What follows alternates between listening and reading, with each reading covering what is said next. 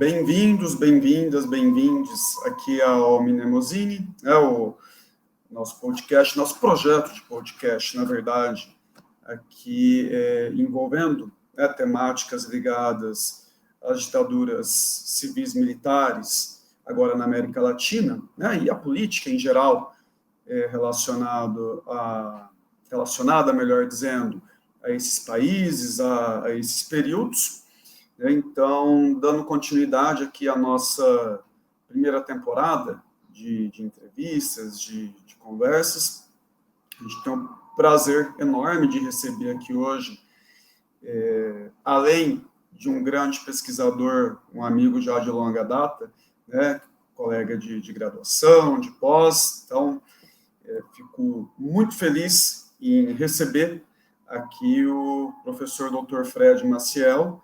E, sem mais delongas, Fred, pedir para você se apresentar um pouquinho melhor aí para a nossa audiência, comentar um pouquinho da tua trajetória até aqui. Olá, boa noite. Agradeço mais uma vez um convite, Thiago. Sempre é um prazer aqui poder trocar essas ideias, né? Sempre é um momento muito proveitoso compartilhar esses momentos aqui, algumas dessas experiências e construir também outros saberes a partir disso, né? Então, como o Thiago já adiantou um pouquinho, né, fomos colegas de graduação, né, então sou graduado em História, fiz também as minhas pós-graduações em História, então sou mestre, doutor também em História, na linha de História, Cultura, Política, né. Depois também acabei fazendo estágio de pós-doutorado na Universidade Estadual do Paraná, onde depois me tornei professor, né, dessa mesma instituição, né. Hoje não estou mais lecionando na Unespar, né, no campus de Campo Mourão, estou vinculado apenas à pós-graduação, lá no programa de pós-graduação interdisciplinar Sociedade e Desenvolvimento, e atualmente estou vinculado, né, à Prefeitura de Arapongas, aqui no Paraná, né, como historiador no Museu de Arte e História de Arapongas, né, que vai ser reinaugurado agora em dezembro, né. Então, desde a minha graduação, já trabalho com temas vinculados à história política e, de maneira mais específica, com recortes direcionados à história da Nicarágua, né? Então, já faz um bom tempo aí que eu trabalho, né, com essa temática sobre a Nicarágua, né?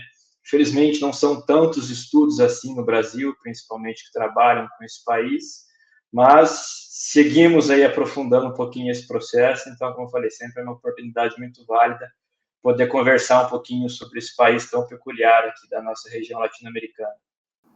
Bom, Fred, e assim, eu vou fazer uma pergunta que eu acho que talvez seja a pergunta mais comum que você ouça em relação à questão da pesquisa, né, que desde a graduação você vem trabalhando com a Nicarágua e a pergunta básica é por que exatamente a Nicarágua, né, porque realmente são pouquíssimos historiadores e historiadoras aqui no Brasil, acho que pesquisadores de ciências humanas em geral, né, que trabalham sobre o país, ou sobre temáticas ligadas à Nicarágua. Então, que você comentasse um pouquinho para a gente por que, especificamente do país, o que te chamou a atenção exatamente para começar a pesquisar sobre. Não, perfeito. Então, o tema veio, não partiu muito mais de mim, né? Partiu do meu primeiro orientador, né, professor Hector Sampieri, né, que ainda hoje segue vinculado à Unesp, lá em Franca, né? Eu já tinha esse interesse, né, desde o começo da graduação, em iniciar uma pesquisa que trabalhasse um pouquinho com alguns dos processos revolucionários latino-americanos, né? Então, o tema, né, o recorte da América Latina, já era um interesse prévio meu, né, desde o ensino médio, quando eu comecei a ter contato com alguns desses processos históricos, e em conversas, então, com o professor Hector, né, lá no comecinho dos anos 2000, né, ele sugeriu, né, alguns desses recortes, né, e aí surgiu a temática sobre a Nicarágua. Ele mesmo tinha reforçado que não tinha estudos, pesquisas sobre esse país, e eu conhecia muito pouco, já tinha ouvido falar sobre a Revolução Sandinista em si, né, mas como matemática, como um conteúdo próprio programático ali, né, da própria educação básica, sem me aprofundar no tema em si. E foi a partir, então, digamos, dessa provocação ou dessa sugestão do professor Hector que eu comecei a pesquisar sobre a Nicarágua. E aí sim foi, digamos, uma oportunidade única que transformou de maneira decisiva toda a minha trajetória acadêmica, né? Seja para conseguir me aprofundar em fontes, em materiais que ainda não tinham sido explorados, ou até mesmo eram desconhecidos aqui no Brasil, principalmente no meio acadêmico, né? Seja para conseguir construir outros tipos de relações profissionais, pessoais, tanto com o pessoal de lá, né, com as minhas experiências de ter ido para lá algumas vezes, quanto para conseguir construir, digamos, um meio, essa minha trajetória acadêmica na pós-graduação. Perfeito. Em relação a recorte, né, no sentido de período, do que estudar, você começou um período já em específico, né, para trabalhar com a temática, ou primeiro, né, você analisou ali o que tinha de conteúdo, o que tinha de fonte, e foi estruturando esses recortes de período posteriormente? Bom, primeiro eu parti, né, do que tinha de bibliografia disponível, principalmente, né, aqui no Brasil, né? E a partir do momento que eu percebi que realmente tinha pouquíssimos materiais, né, alguns eram bem mais genéricos sobre o recorte da Nicarágua, principalmente sobre a Revolução Sandinista, né? Então, os meus estudos iniciais foram justamente em torno do processo revolucionário em si, né, de conseguir entendê-lo um pouquinho mais e de trazer outros olhares sobre ele principalmente. Então, minha própria pesquisa inicial lá de iniciação científica foi muito mais entender a revolução enquanto um processo insurrecional, né, que envolveria de maneira mais heterogênea a população e não somente um ou grupos específicos, né?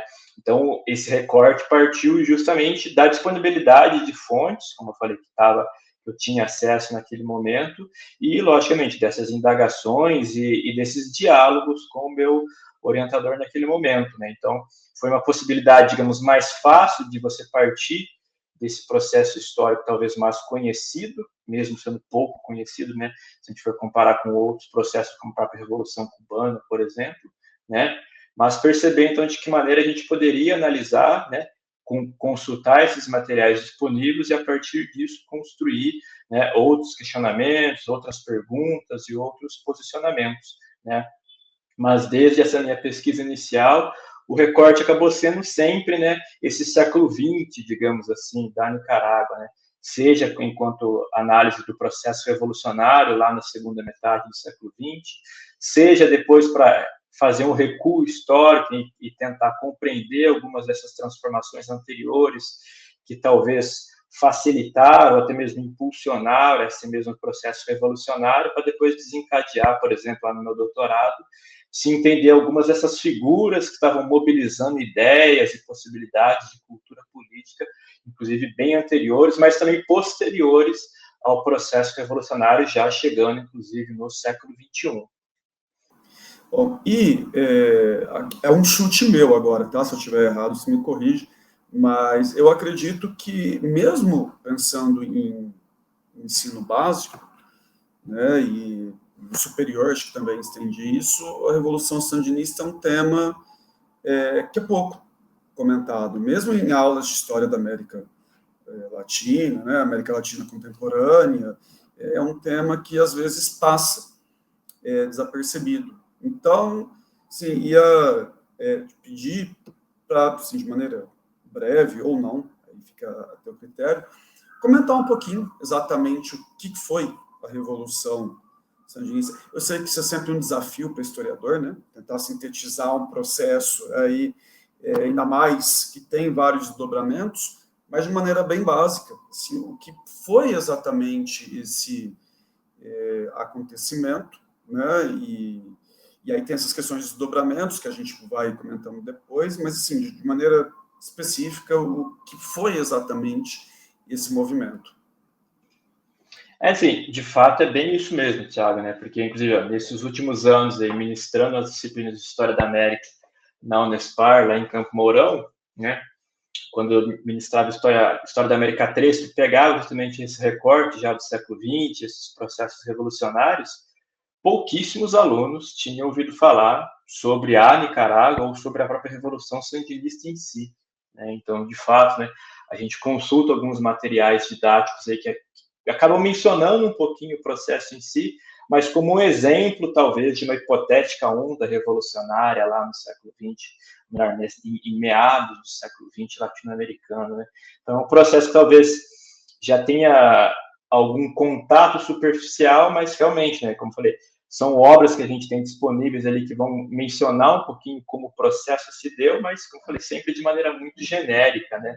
Então, para a gente entender um pouquinho o processo em si, que vai para a gente talvez desembocar lá em 1979 com o auge da Revolução em si, né, com o fim do processo ditatorial da família Somoza, é importante a gente recuar um pouquinho historicamente, né, situar a própria Nicarágua dentro daquele contexto centro-americano, um contexto não somente na Nicarágua, mas na América Central toda, né, que sempre foi historicamente, né, polarizado, né, politicamente entre liberais e conservadores. Isso quase sempre era representado, inclusive, em posicionamentos voltados, inclusive, por exemplo, a cidades específicas, né? Por exemplo, na Nicarágua, a gente tinha León como o principal polo liberal, enquanto a gente tinha Granada enquanto um polo conservador.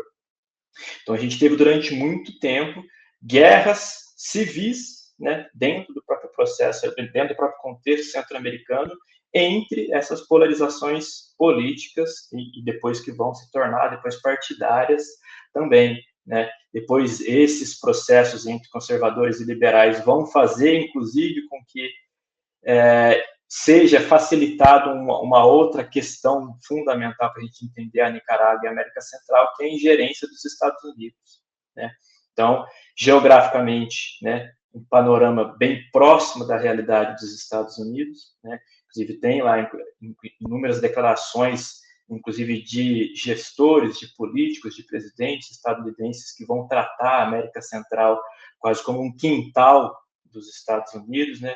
E por ser geograficamente importante do ponto de vista geopolítico, sempre foi interessante para os Estados Unidos manter o controle daquela região.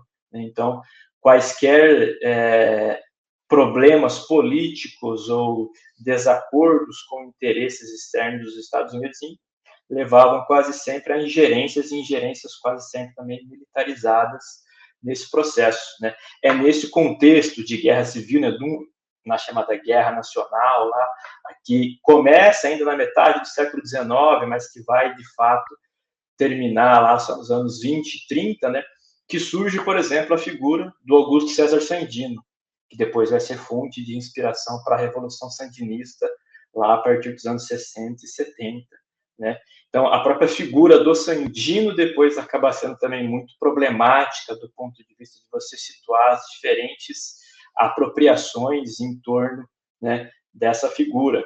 Mas a gente tem um contexto específico, né, que é a ocupação por forças militares dos Estados Unidos, né? A ideia de uma oposição a essas atitudes subservientes das elites oligárquicas por parte do Sandino, né?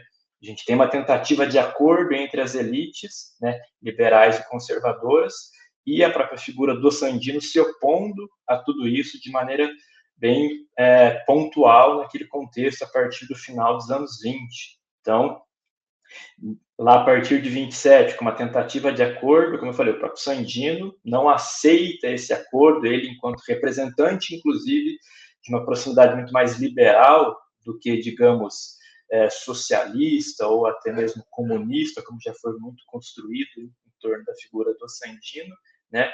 Ele acaba, então, permanecendo com a sua luta e convocando, inclusive, parte da população a combater essa ocupação e essa ingerência estrangeira. Então, é importante a gente construir essa imagem do Sandino muito mais como, talvez, um anti-imperialista a partir das ingerências dos Estados Unidos, do que necessariamente, talvez, um socialista ou um comunista, né? Então, a gente tem depois uma própria perseguição ainda por parte dos marines estadunidenses ao próprio Sandino, até que depois a gente tem essa detenção e o consequente assassinato do Sandino em 1934.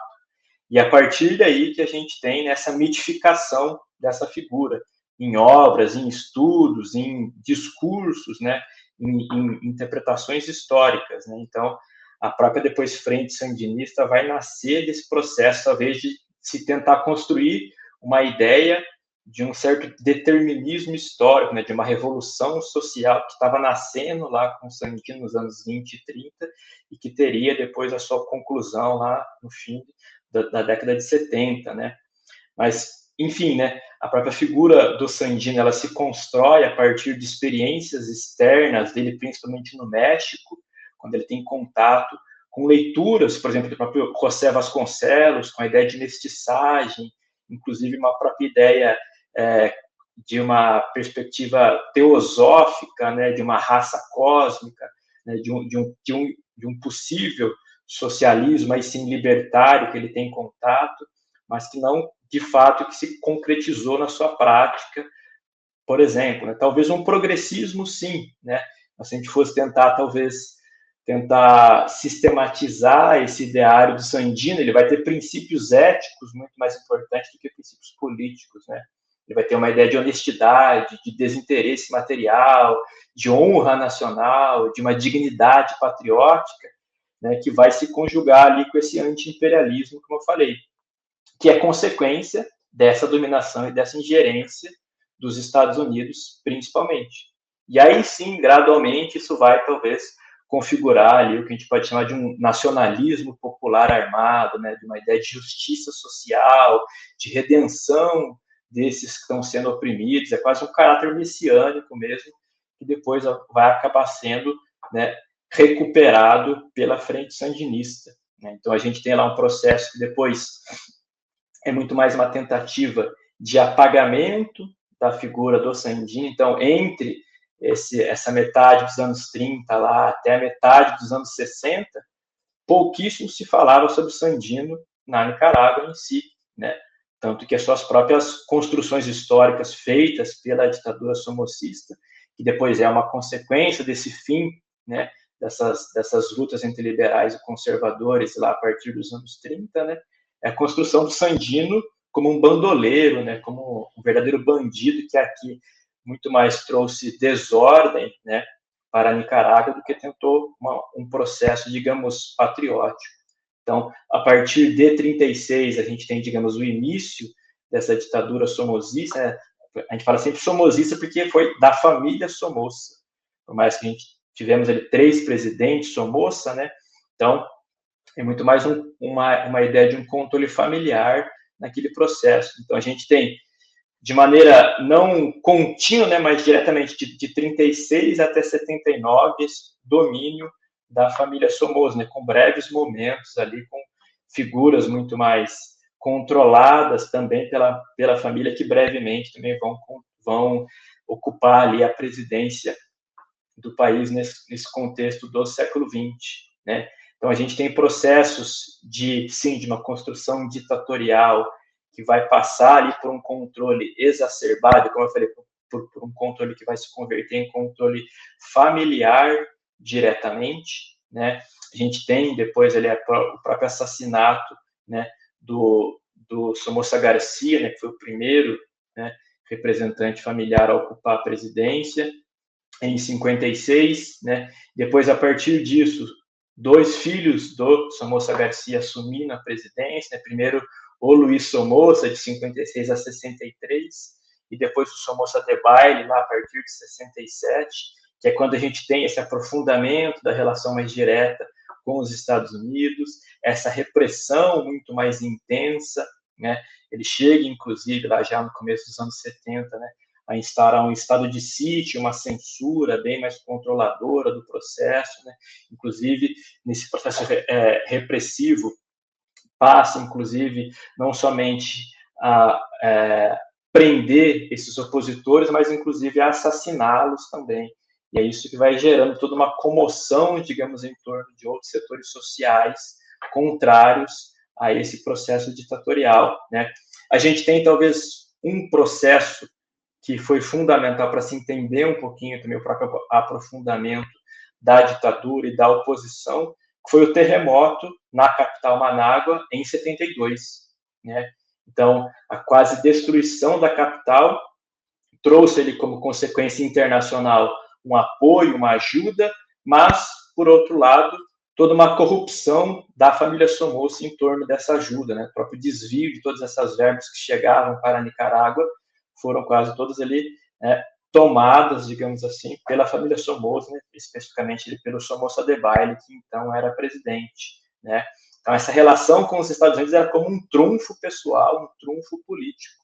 A gente tem ali, né, de maneira mais resumida, né, essa concentração e essa ascensão de um círculo familiar, né, a politização da Guarda Nacional, que foi essa força militarizada criada após a ocupação dos Estados Unidos lá nos anos 20, né, então ela se converte em braço armado diretamente daquela ditadura, né? A gente tem, por exemplo, um controle considerável, né, das forças produtivas daquele país. A gente tem lá mais de 50% das terras cultiváveis pertencendo à família Somoza, lá no começo dos anos 70, né?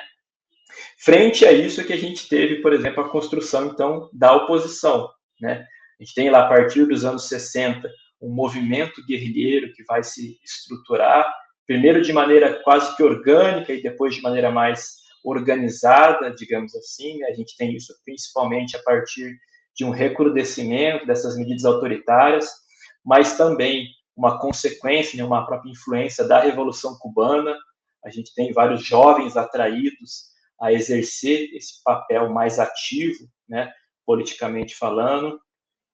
A gente não tem uma data precisa, por exemplo, da criação da frente sandinista, né, mas é entre 60 e 61, porque não houve, digamos, um ato, né, geracional desse movimento, né. A frente antes se chamava somente Frente de Libertação Nacional, né, e aí, assim, a gente tem uma figura fundamental que foi o Carlos Fonseca Amador. O Carlos Fonseca é quem vai recuperar essa história da figura do Sandino. É ele que insiste nessa inclusão do epíteto sandinista naquele movimento, justamente para ele tentar atrelar a ação, a luta histórica do Sandino, ou seja, recuperar ele, né, como um símbolo aglutinador e também de resistência, de forma que a própria população pudesse se identificar também, né? Mas, como eu falei, como a gente não tem essa precisão nas datas, é justamente também uma percepção de que era uma necessidade primordial de ação, né? A própria base teórica, um próprio programa desse movimento, ele vai ser bem posterior, né? Então, por isso que vários estudos trazem muito mais uma perspectiva de que a Frente Sandinista ela foi gestada em um intervalo muito longo, né? Foi uma maturação também muito lenta desse movimento, né? Como eu falei, a gente tem o Carlos Fonseca ali enquanto uma figura de um intelectual orgânico, principalmente, né? Então ele teve essa importância do trabalho político, né, de apresentar a Frente Sandinista como herdeira de uma tradição anti-imperialista, nacionalista, recuperando, como eu falei, a figura do próprio Sandino, né? Mas ele era uma figura que não tinha, digamos, esse interesse acadêmico, né? Ele teve várias obras, várias compilações de escritos, mas ele mesmo indicava naquele contexto dos anos 60 que ele estava escrevendo para a sua geração e para as gerações seguintes, do ponto de vista político, né? Então a gente tem lá até o fim dos anos 60 uma perspectiva que era muito mais foquista, né? Principalmente do ponto de vista rural, e gradualmente essa entrada no ambiente urbano, né? Algumas derrotas militares lá nos anos 60 vão influenciar decisivamente o que o próprio movimento depois vai chamar de uma acumulação de forças entre o fim dos anos 60 e começo dos anos 70, para que aí sim, com a entrada dessa década de 70, outros processos mais organizados passassem a ser realizados. A gente tem lá, né, a própria os próprios processos, por exemplo, de sequestro de figuras significativas nacionais e internacionais para conseguir fundos e também para a libertação de presos políticos, né? Então isso foi muito comum. Até o episódio talvez mais famoso desse processo pré-revolucionário, que foi o assalto ao Palácio Nacional em 78, que aí sim a gente tem essa visibilidade muito maior da Frente Sandinista enquanto movimento de oposição, né? E principalmente essa aglutinação das diferentes frentes internas que existiam, né, na Nicarágua. E, curiosamente, né, nesse assalto ao Palácio Nacional, lá em agosto de 78, a gente tem uma figura que estava presa, que acaba sendo libertada, que não tinha e nunca teve tanta importância dentro daquele movimento, que foi o Daniel Ortega. Daniel Ortega estava preso, né, já era um preso político, muito mais pelo seu envolvimento, por exemplo, do seu irmão, Humberto Ortega, que aí sim teve um papel muito mais importante do ponto de vista militar, inclusive, né? Mas, de fato, a gente tem essa construção já, por exemplo, que depois vai ser usada a posteriori do próprio Daniel Ortega como uma liderança guerrilheira ou até mesmo revolucionária, papel que ele nunca teve historicamente, né? E aí sim a gente tem lá depois o que o próprio movimento também chama de uma ofensiva final, né?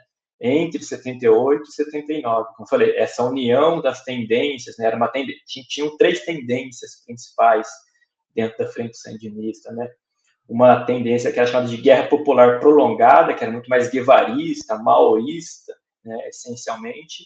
A tendência proletária, que era muito mais uma ideia de se formar um partido de trabalhadores, né, e depois pensar na estrutura militar, e a tendência que depois acabou se tornando hegemônica, que era a tendência insurrecional, que era uma tendência muito mais heterogênea, que tentava aglutinar diferentes forças opositoras e trazer essa, digamos, união para combater a ditadura somozista, né?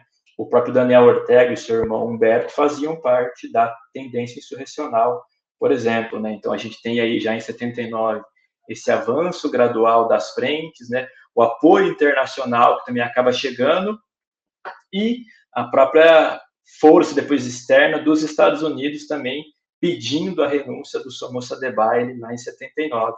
E aí sim a gente tem essa vitória em 19 de julho de 79, que é quando a gente, de maneira temporal, né, marca essa vitória da Revolução Sandinista, para que aí sim a gente inicie um processo de mais ou menos uma década de um governo revolucionário, né? Então a gente tem lá, como eu falei, essa inspiração cubana de fato, né? Então a gente tem lá essa tentativa, inclusive, de mimetizar ações e processos, né? Mas foram, digamos, eventos bem distintos, né? Se a gente tinha lá, por exemplo, né, em Cuba, uma força específica do ponto de vista político, né? A gente tem forças revolucionárias em aliança com setores médios da burguesia nacional, né? Então a gente tem, digamos, essa manutenção de um caráter nacional. A gente tem, por exemplo, na Nicarágua, essa nacionalização das propriedades da família Somoza, né? Algo que não aconteceu de maneira tão aprofundada em Cuba, por exemplo, né? Então a gente tem um fato geográfico também. Nicarágua não é uma ilha, né? Então você tem fronteiras que são bem mais vulneráveis, né? E também essa não pretensão de ser parte, por exemplo, de uma comunidade socialista, né? Então a gente nunca passou inicialmente quanto uma proposta da própria frente sandinista naquele contexto. De maneira geral, a gente tem lá nos anos 80, né, uma economia que foi mista, né, uma ideia de um pluralismo político e essa ideia também, do ponto de vista externo, de um não alinhamento naquele contexto da Guerra Fria, principalmente, né? Então, a gente tem, sim, de fato, essa ajuda perceptível de Cuba, da figura do Fidel, principalmente, mas que foi muito mais uma ideia de compromisso, né, de uma solidariedade, digamos assim, né? Então, por exemplo, Cuba acaba enviando alimentos, médicos, né? Treina, inclusive, algumas dessas forças políticas, acaba fomentando outros tipos de formações internas, né? Com próprio outros tipos de assistência também. E depois, com o avançar ali dos anos 80, tão importante quanto Cuba, a gente tem também a então União Soviética, né, que inicialmente era distante, que depois também acaba sendo um ponto ali de aproximação mais pragmática, principalmente, né? Mas o que sim a gente pode falar ali, né, primeiramente nessa junta de governo, né, que vai permanecer até 84, né? E é importante mencionar, né, que essa junta de governo foi justamente uma tentativa de você tentar reunir essa diversidade dos setores opositores, né? E aí, por exemplo, dentro dessa junta, a gente já tem a figura, né, aí sim um pouco mais central, do Daniel Ortega. mas também é igualmente importante que a gente entenda o porquê da indicação do Daniel Ortega para essa junta de governo. Era justamente porque ele era, digamos, o mais neutro dentro da própria cúpula da então Frente Sandinista, né? Por não ter nenhuma vinculação mais aprofundada ou ser uma figura considerada, inclusive, mais pacífica, né? Não tão ameaçadora e menos problemática, é que ele acaba ganhando espaço. Né? Então, é muito mais um processo contrário da própria construção posterior dele, né? Que, como falei, enquanto líder guerrilheiro e tal, enquanto uma força importante. Falei, esse papel nunca existiu no Daniel Ortega. Ele soube, sim, depois como a gente pode conversar mais para frente, né? Utilizar muito bem politicamente, ele se torna uma figura fundamental a partir do final desse século XX, principalmente com o avançar do século XXI, mas ele nunca teve um papel central durante o processo revolucionário, né? Ele nunca foi um líder revolucionário, um líder político naquele contexto. Junto com o Daniel Ortega, a gente tinha figuras de setores, falei, opositores, a gente tinha um representante comercial, né, que era inclusive vinculados aos bancos da Nicarágua, né, o próprio Alfonso Robelo. A gente tem o Sérgio Ramírez, que era um literato, esse sim, um intelectual mais estrito senso, né, a própria Violeta Chamorro, que vai fazer parte do processo, depois vai se tornar presidenta após ali a derrota desse processo revolucionário. A gente tem, de fato, essa direção nacional da Frente Sandinista ainda controlando a junta de governo, né? Mas essa ideia de uma junta para tentar passar justamente essa perspectiva de uma imagem heterogênea e mais plural do processo. E aí também é curioso a gente perceber que isso permanece por quase 5 anos, né, até 84. Né?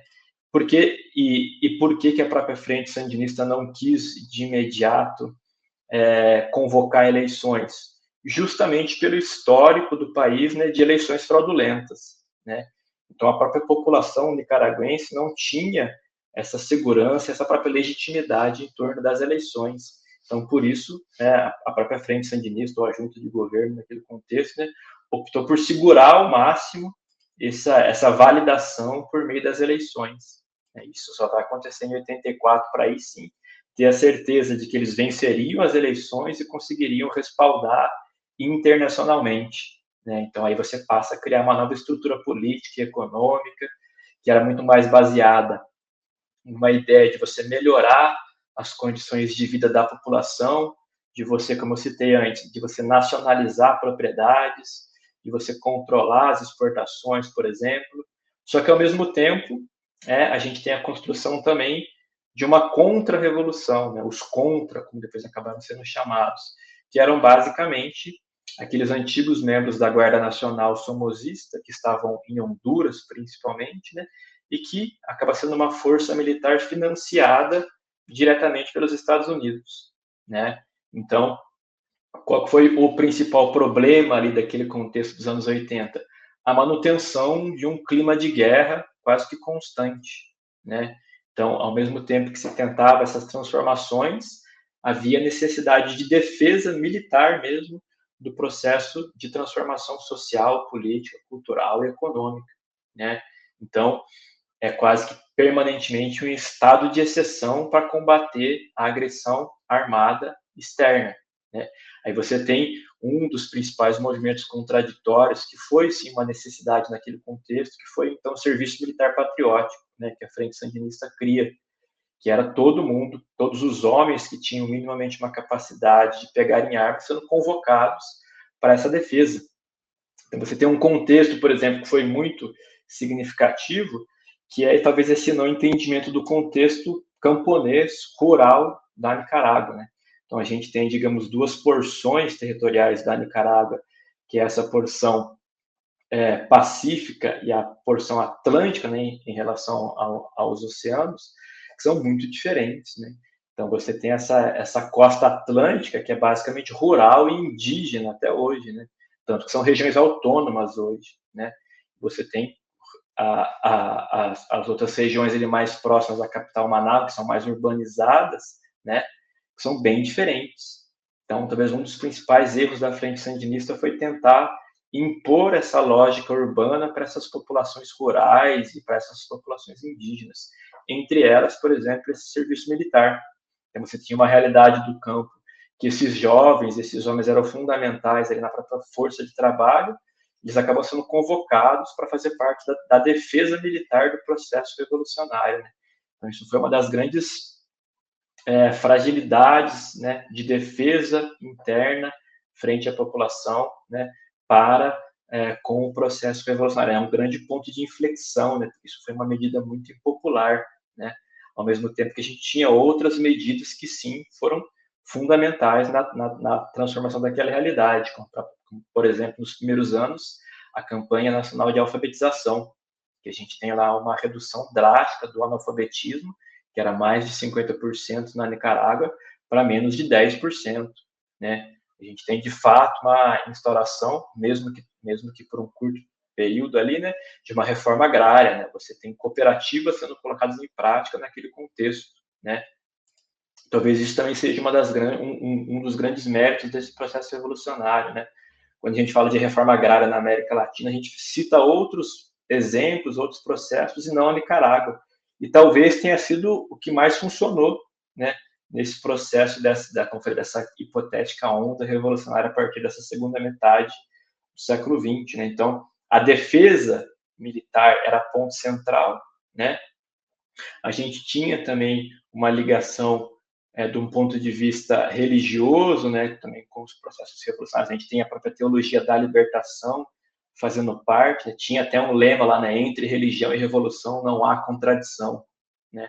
A gente tinha sacerdotes fazendo parte do governo, tinha sacerdotes que eram ministros, né, os irmãos cardenal, né? Um era ministro da educação e o outro ministro da cultura, né? Então, eram processos interligados do ponto de vista cultural também, né?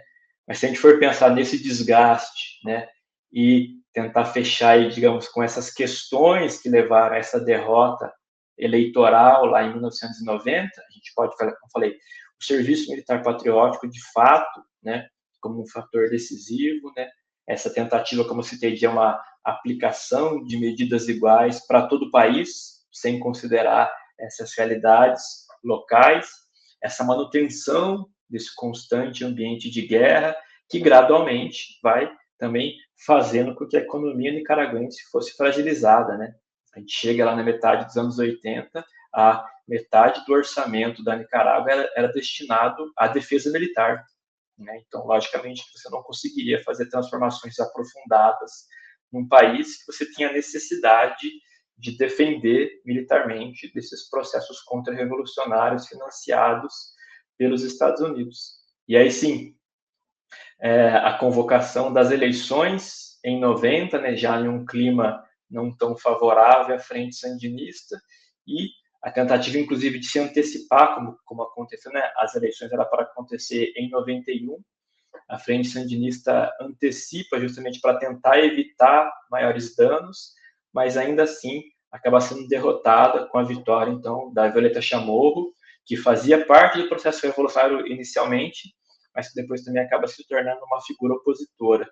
Para aí sim a gente entrar numa sequência de 3 governos liberais que vão depois somente terminar com o retorno do Ortega em 2006. Né? Então a gente pensa a Revolução Sandinista enquanto algo processual, como eu falei, e a longo prazo, né? Como eu falei, algo que foi gestado lá no começo dos anos 60, dentro desse contexto de oposição direta a uma concentração de poder por parte da família Somoza, e que depois acaba acontecendo outras concentrações de poderes também lá nos anos 80, que foram, sim, de fato, processos revolucionários em curso, mas que, como eu citei, o constante ambiente militarizado de guerra e de conflito acabou minando todo esse processo mais do que fomentando ele, né? Então, se a gente for levar em consideração aí, né, foram mais de 2 décadas mantendo uma população em conflito, e isso, logicamente, iria desgastar toda a imagem de um processo revolucionário.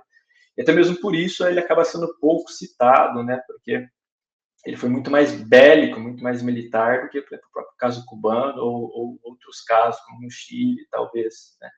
Então, isso acaba sendo também favorece essa não difusão do processo revolucionário nicaragüense, e também, né, por uma lógica geográfica, né, por ser um ambiente muito distante nosso aqui, então acaba sendo um pouco difundido, né? Então, basicamente, digamos assim, esse foi um apanhado do que foi o processo em si que vai culminar ali na própria Revolução Sandinista, na própria ascensão da figura do Daniel Ortega e como isso depois vai desencadear outros processos também.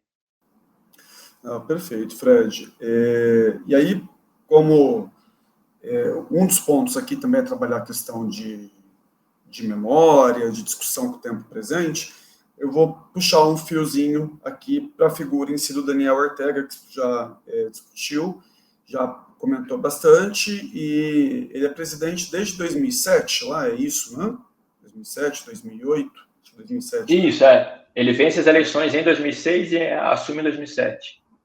E desde então, né, ele permanece na presidência e, assim, queria que você comentasse se é possível, né, se tem acesso a isso, tanto para ele chegar à presidência quanto para essa manutenção, o quanto que ele mobiliza desse passado dele, né? Você já comentou que ele não tem uma participação tão efetiva assim no processo revolucionário, então leva a entender que houve alguma apropriação ou a construção de alguma imagem a partir de alguns pontos, né? Mas só uma impressão assim de fora. Então, queria que você comentasse um pouquinho, né, como que ele vai mobilizar, se ele mobiliza de fato essas questões da revolução, né, dos desdobramentos disso, para legitimar a atual situação dele ali na política. Não, perfeito. Como eu falei, essa acaba sendo uma questão realmente central no processo. A gente, sim, tem que reconhecer, né, que o próprio Daniel Ortega é uma figura relevante, né, importantíssima nessas últimas décadas da história nicaragüense, né, seja ele envolvendo, digamos, essas etapas enquanto revolucionário, depois enquanto uma peça-chave nesses pactos políticos, porque a gente vai perceber que é assim que ele acaba ascendendo politicamente, né, enquanto opositor, e depois, né, já a partir de 2007, enquanto presidente da República, né. E que a gente pode dizer, enquanto processo também histórico, né, que aquela derrota lá em 1990, ela foi marcante nessa, digamos, reacomodação das forças político-partidárias, inclusive em várias cisões internas na Frente Sandinista, agora não mais enquanto movimento, mas enquanto partido político mesmo, né? Então a gente vai ter como ponto ali organizador do processo, digamos assim, essa busca quase que incessante pelo retorno ao poder, né, por parte do Daniel Ortega. Então, e essa preponderância depois do grupo em torno do próprio Daniel Ortega em meio à frente sandinista, que vai configurar muito mais um apelo discursivo do que essa transformação, digamos, na dinâmica social, política do país, né? Então, nesse ponto que você questionou, né, as referências ao Sandino e as memórias da Revolução, elas vão persistir. Porém, é muito mais algo, como eu falei, retórico do que prático, né? A gente tem lá essa vitória nas eleições, né, de 2006, e que a gente pode entender isso enquanto resposta a um contexto que também foi específico, né, da separação dos grupos liberais anteriores, principalmente em torno do Arnoldo Alemã, que foi o último presidente ali, né, antes do próprio Daniel Ortega, né, as diferentes reformas eleitorais que vão permitir essas margens menores de votos, né, e qual foi o acordo, né, do Daniel Ortega com o Arnoldo Alemã, né? O Arnoldo Alemã já estava sendo denunciado e julgado por corrupção política, né? Então, o acordo entre o seu principal opositor, né, então, o Daniel Ortega, era de que, se eleito, o Daniel Ortega cancelaria os julgamentos e todos os processos contra o Arnoldo Alemã, né? Em troca disso, uma reforma eleitoral foi realizada, né? Se antes era necessária essa maioria eleitoral, né, de 50% dos votos mais um, né, aqui eles baixam para 35%, né? Isso é uma consciência do próprio Daniel Ortega de que ele não tinha uma maioria de votos ou um apoio massivo dentro da sociedade nicaragüense, né? Então, esse acordo foi super importante também, né? Essas promessas de melhorias socioeconômicas imediatas, frente ali a uma população que era bem mais pobre, que já estava já de maneira recorrente descontente. Você tem também um retorno de uma aliança com a Igreja Católica, com setores mais conservadores, né? Porque a gente vai perceber que a campanha da Frente Sandinista, ela não foi significativamente diferente das derrotas anteriores lá nos anos 90 e começo dos anos 2000, né? Então, foi muito mais, como eu falei, esse contexto específico. Ele vai trazer, a partir ali da sua eleição, uma ideia de um poder cidadão, né? Ele vai trazer umas propostas de inclusão e de igualdade social, né? Ele, inclusive, vai recuperar ali, inclusive copiar mesmo, né, programas sociais brasileiros, né? Então cria-se o próprio uma inspiração do Fome Zero, né? Que era o Hambre Zero. A gente tem lá o Casas para el Pueblo, que era como se fosse o Minha Casa Minha Vida aqui do Brasil. Então são programas de habitação muito semelhantes ao que foi feito aqui no Brasil, né? Então, de maneira geral, a gente tem essas administrações do Ortega sabendo conciliar muito bem essas ações sociais e também as políticas econômicas já voltadas, por exemplo, ao capital estrangeiro, né? Então, ele soube dialogar muito bem com os Estados Unidos, né? E o que a gente vai ter também, de maneira central ali, é esse processo gradual de personalização e, digamos, de uma desinstitucionalização da Frente Sandinista feita pelo próprio Ortega, né? Então, isso vai ser, digamos, isso foi, né, uma escolha muito eficaz para alcançar poder. E justamente se a ideia de poder é o elo principal, por isso que a gente que pesquisa na Nicarágua, a gente prefere chamar, né, o próprio processo em si muito mais de uma autocracia do que de uma ditadura, né? Porque é o poder por si só que é o foco ali, e sempre foi o foco do Ortega, principalmente, né? Então, logicamente, como contraparte, isso gera todo um desgaste de instâncias políticas, de governabilidade, de modo mais amplo, né? Você vai debilitando uma democracia que já é muito que já era muito frágil naquele contexto, né? Você não consegue, digamos, fomentar a criação de outras lideranças, porque o controle da oposição também é muito rígido.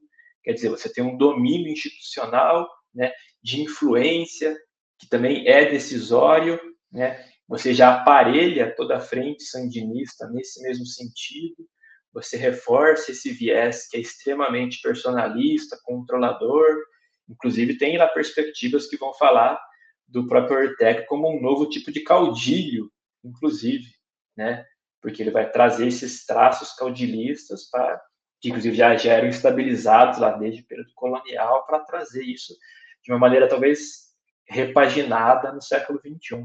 Porque a gente tem lá aquele trato clientelista, né? Uma espécie de um controle social mais direto, essa vigilância, inclusive, que também acaba sendo importante, né? Porque daí você suprime descontentamento e oposição, como eu falei, né? Você tem lá um controle total, inclusive, dos meios de comunicação, né? A família Ortega Murillo passa a controlar lá 8 dos 9 canais de TV aberta, né? Como eu falei, nesse contexto é muito difícil você fomentar o aparecimento de novas lideranças ou de atores sociais protagônicos que não sejam aqueles vinculados à sua família também. Então, você vai acentuar lá essa fraca institucionalidade democrática e uma própria tentativa de um consenso social também, né? Só que se a gente for remontar também a esse processo, seja de memória ou de talvez trazer outros significados a esses processos anteriores, a gente vai ter lá essa persistência de uma cultura política de uso da força e da violência nos meios políticos, né? Então, também é uma cultura autoritária que vai fazer com que essa crise de governabilidade também seja persistente, né? Então, seja com os Somozas anteriormente lá, seja depois já nos anos 80, mas principalmente com o Daniel Ortega, é muito perceptível, né, essa identificação de interesses particulares com essa ideia generalista da sociedade, né? Então, aquela velha confusão entre público e privado que Daniel Ortega acaba acentuando enquanto o privado sendo o elo mais importante. Então, isso vai gerar inúmeros problemas de organização sociopolítica, né?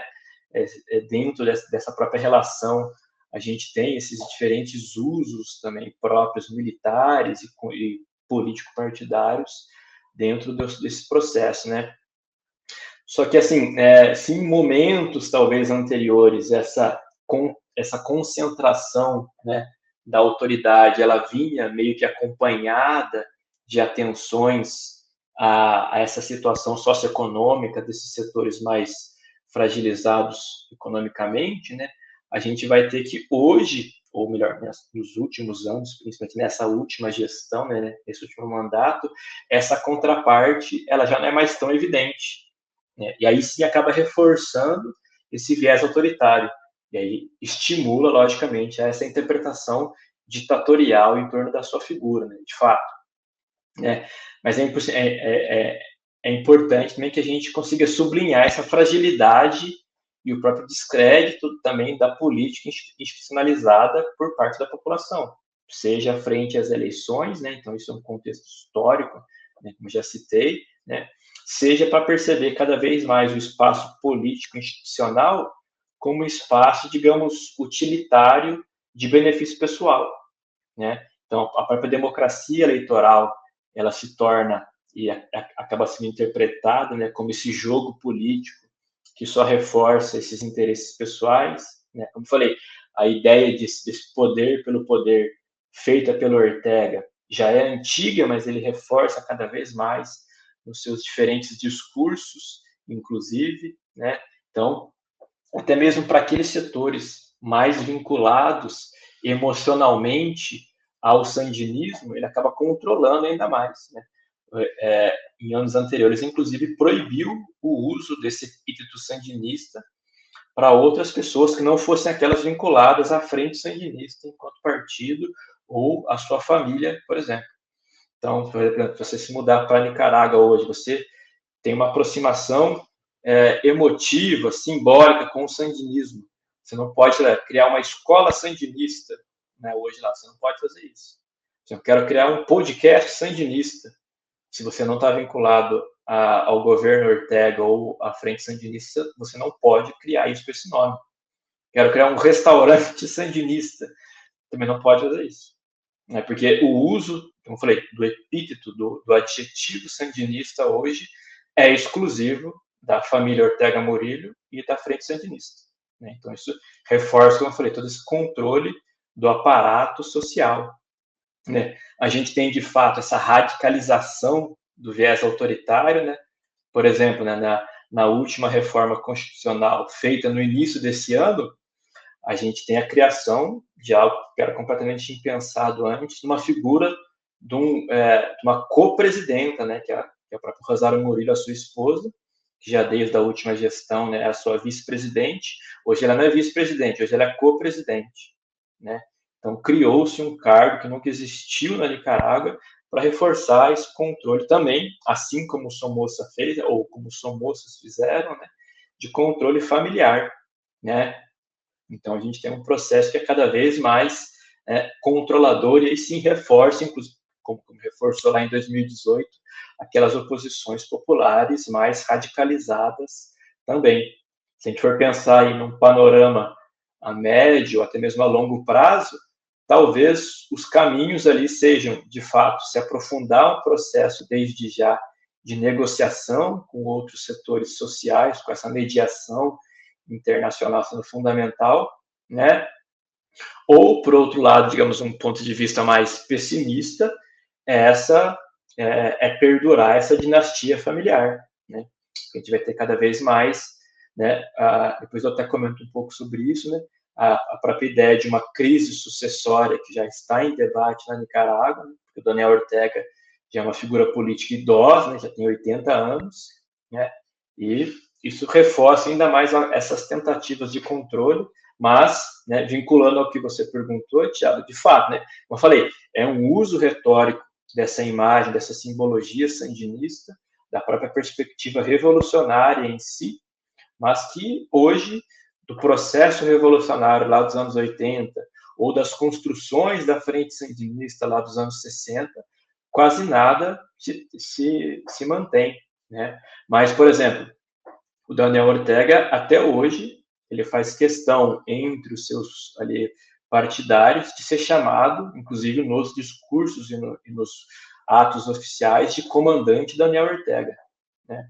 Por mais que, como eu falei, por mais que ele pouco tenha feito durante o processo e durante a luta guerrilheira, principalmente porque, como eu falei, ele estava preso a maior parte do tempo, né? Então, dificilmente ele teria essa capacidade de ser uma liderança significativa se ele estava preso, né? Eu falei, quem exerceu de fato essa importância foi o seu irmão, Humberto Ortega, que aí sim foi uma importância fundamental na organização militar, né? Então, esse uso simbólico, retórico, narrativo, principalmente, acaba sendo fundamental e usado até hoje de maneira persistente pelo Daniel Ortega e pela sua esposa ali, Rosário Murillo.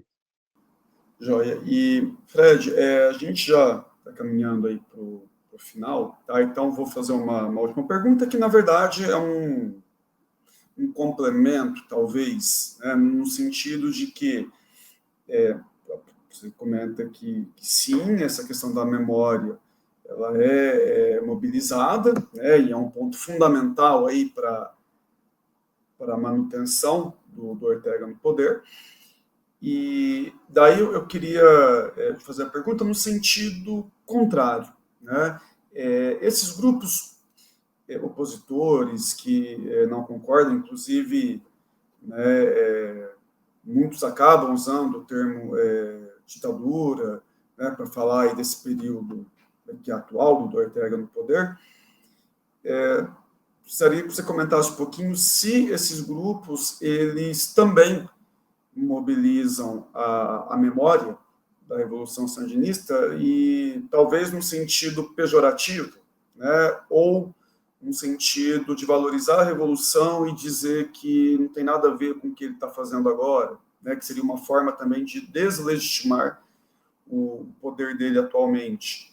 Então, tenho essa curiosidade, assim, se essa oposição, se esses grupos que são contrários a eles, se eles utilizam os seus discursos, ou mesmo nas práticas, se eles levam em conta o passado aí da Revolução como uma forma de combate político atual, digamos assim.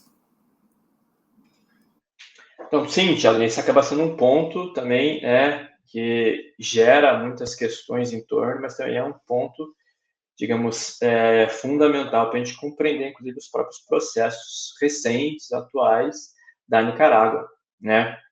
Que, como eu citei lá, desde os anos 90, a gente já teve várias cisões internas na Frente Sandinista, ainda enquanto movimento, né, antes dela se configurar de fato como partido político, né? Mas aí, desde os anos 90, a gente teve essa construção e essa disputa narrativa em torno do uso sistemático da própria memória sandinista, né, ou da simbologia sandinista, ou do símbolo da figura de Sandino, de Carlos Fonseca também, né?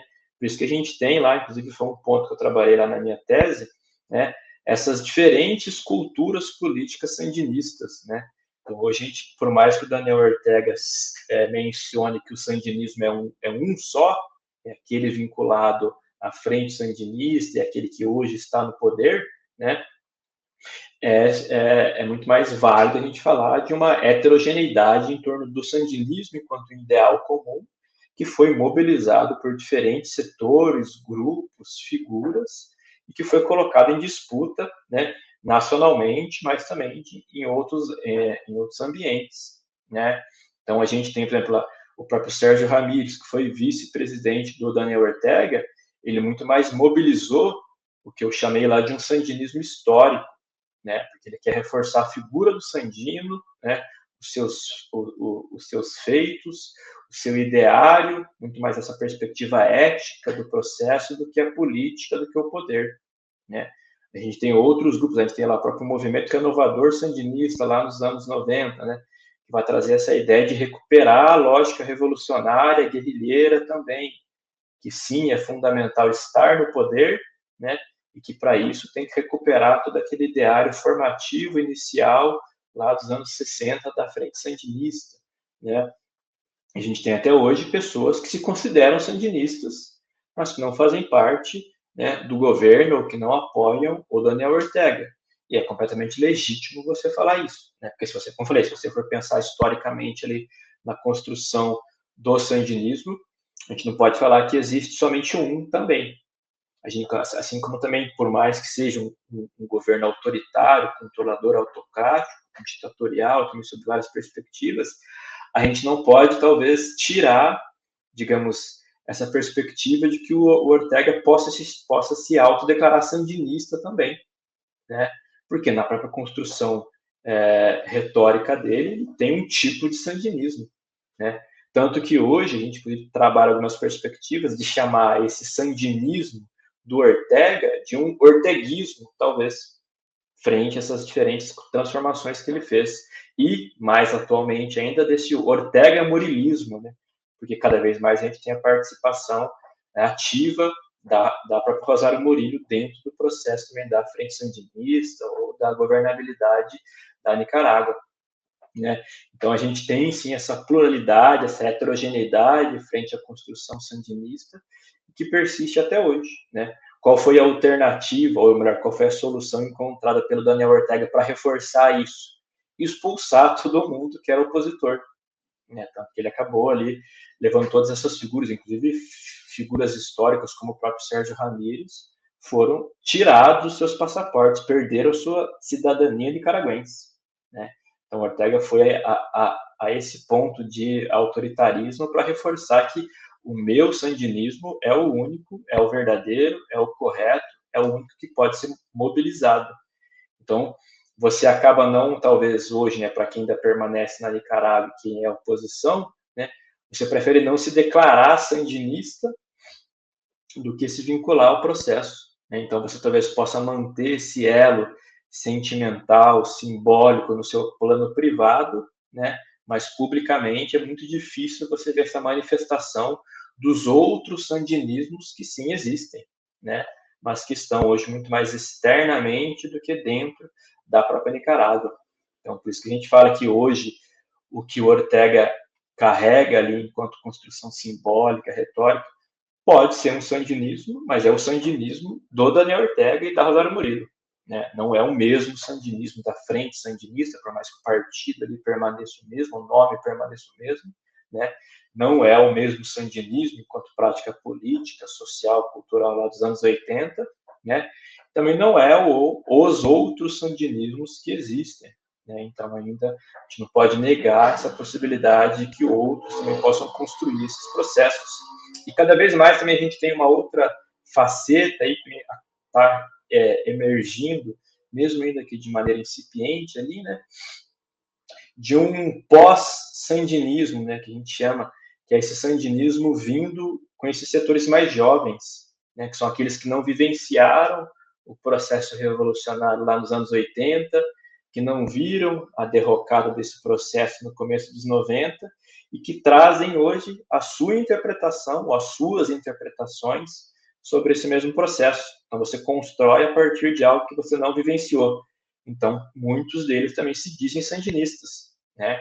E também são declaradamente opositores do Ortega. Muitos também já estão fora do país. Então, você tem esses setores jovens que também estão construindo outros sandinismos, né? Então, isso reforça esse caráter não fixo, rígido, toda essa dinamicidade do sandinismo ou dos sandinismos enquanto ideário comum ali dentro da Nicarágua. Que a gente tem essa ideia heterogênea que sim faz circundar ali quase todos, né, os processos políticos, culturais e de mobilização de memória dentro da Nicarágua. Perfeito. Fred, infelizmente nosso tempo bateu aqui, chegamos ao fim, tá? Queria novamente agradecer a tua participação, é sempre prazeroso te ouvir, né, e sempre aprender um pouco mais, porque realmente o nosso conhecimento, falo nosso no sentido de acesso às fontes, ao que você trabalha realmente é muito pouco, então é sempre importante acompanhar esses processos, tá? E aí, para a gente finalizar, se você quiser complementar com mais alguma informação, colocar mais alguma questão, fique à vontade. Não, só agradecer mesmo, Tiago, como eu falei, é uma oportunidade sempre muito válida a gente poder dialogar um pouquinho mais, trazer essas perspectivas, né? Tornar cada vez mais acessível essas informações, essas interpretações sobre esse país também, como eu falei, está bem distante geograficamente, mas também bem distante das análises habituais aqui, seja no meio acadêmico, mas também fora dele, né? E, né, até como uma pequena dica aí, né, para quem quiser entender um pouquinho mais a própria Nicarágua, né, a gente tem, como eu citei, as obras do próprio Sérgio Ramírez, né, que é um escritor já renomado, talvez o mais conhecido dessa região centro-americana. A gente tem obras também pontuais ali da Gioconda Belli, que também participou desse processo inicial lá da Frente Sandinista, e tem também, inclusive, uma dica de um documentário que é muito válido, que está disponível, que chama Las Sandinistas, né, que fala justamente desse processo, né, feminino dentro da construção do processo revolucionário e que foi também habitualmente invisibilizado dentro do processo depois, né, inclusive chegando já no período governamental lá nos anos 80. Para se entender um pouquinho como essa participação feminina foi também fundamental ali naquele contexto e como depois gradualmente o próprio uso simbólico, inclusive também da memória, dessas construções retóricas discursivas do sandinismo, acabou sendo um sandinismo, aí sim também, um dos tipos de sandinismo mais hegemônicos, um sandinismo masculino e machista. Né? Então, para reforçar como existiam também outros sandinismos e principalmente esse viés sandinista, por exemplo, feminino. Tá? Então, são pequenas dicas aí para quem quiser se aprofundar um pouquinho mais, conhecer um pouquinho mais a Nicarágua, então, através desse documentário, das obras do Sérgio Ramírez e da Gioconda Belli, e, mais uma vez, agradecer a oportunidade. Imagina, Fred, a gente que agradece, as portas da UENG sempre seguem abertas, né? A gente precisa ter alguma coisa presencial ainda, vamos ver se vai dar certo no futuro. E, encerrando, então, para quem acompanhou a gente até aqui, muito obrigado. Tá?